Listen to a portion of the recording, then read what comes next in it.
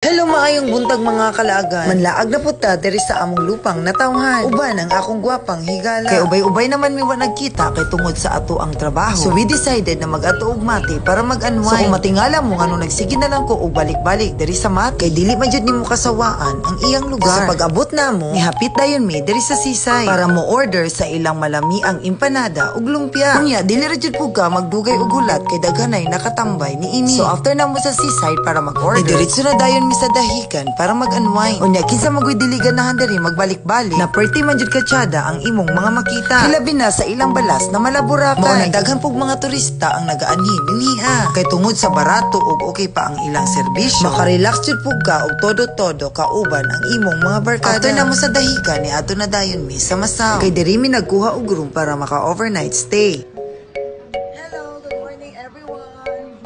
So dari mi nagstay kay kalmado lang ang dagat. Kinsa man taon ang dili ganahan maligo kung hiani na view ang imong makita. So optik na dayon mi nag-ilis og pandagat og naligo sa ilang resort. Nagperting inita ang importante nalingaw ta.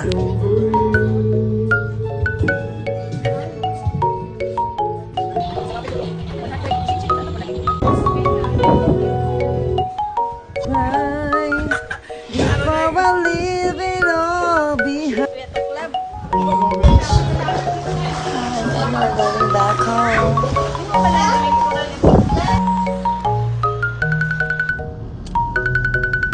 Hanggang dito na lang. Bye!